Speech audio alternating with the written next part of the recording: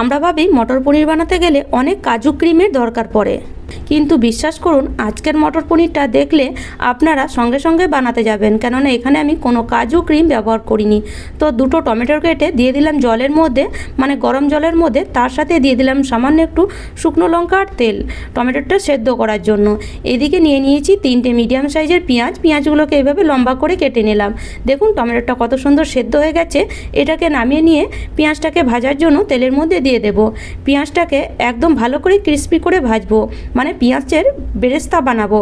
যেমন আমরা বিরিয়ানির সময় পেঁয়াজের বেরেস্তা বানাই, ঠিক সেরকমই পেঁয়াজের এখানে বেরেস্তা বানিয়ে নিয়েছি আর পেঁয়াজটাকে তেল থেকে আলাদা তুলে নিয়েছি।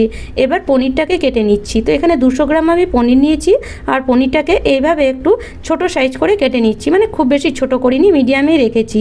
পনিরটা যতক্ষণ ভাজা হচ্ছে ততক্ষণ এই যে টমেটোটা দেখুন ঠান্ডা হয়ে গেছে। এবার এই টমেটোটাকে দিয়ে দেবো মিক্সি জারের মধ্যে। তার সাথে যে ভেজে রেখেছিলাম পেঁয়াজটা অর্ধেকটা দিয়ে দেবো 1 চামচ পরিমাণে পোস্ত আর 1 চামচ পরিমাণে মগজদানা। ভালো করে একদম মিহিন করে পেস্ট করে নেব। আর এদিকে নিয়ে নিয়েছি মটরটাকে সেদ্ধ করার জন্য বাটির মধ্যে দিয়ে দিলাম। এদিকে পনিরটাকে তুলে 1 চামচ পরিমাণে জিরে, একটা শুকনো লঙ্কা আর 1 চামচ পরিমাণে আদা রসুন বাটা দিয়ে দিলাম।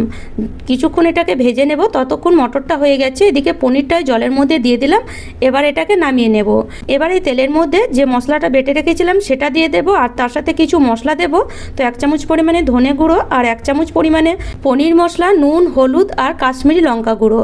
তো সবগুলো দিয়ে ভালো করে মিশিয়ে নিয়ে মোটামুটি 3 থেকে 4 মিনিট ঢেকে দেব, যাতে মশলাটা খুব ভালো মতন কষে যায়। তো দেখতে পাচ্ছেন মশলা থেকে তেল ছেড়ে দিয়েছে, মানে মশলাটা খুব ভালো মতন কষে গেছে। এবার এই মটর আর পনিরটা এইভাবে জল থেকে ছেঁকে এই মশলার মধ্যে দিয়ে দিচ্ছি।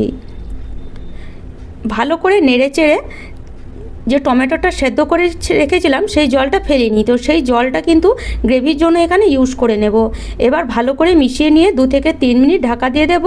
আর 2 থেকে 3 মিনিট পর মটর পনির একদম রেডি। ওপর থেকে ধনেপাতা আর যে ভেজে রাখা পেঁয়াজটা আছে সেটা দিয়ে দিলেই মটর পনির একদম রেডি হয়েছে। তো একদম রেস্টুরেন্টের মতন, অবশ্যই বানিয়ে দেখবেন।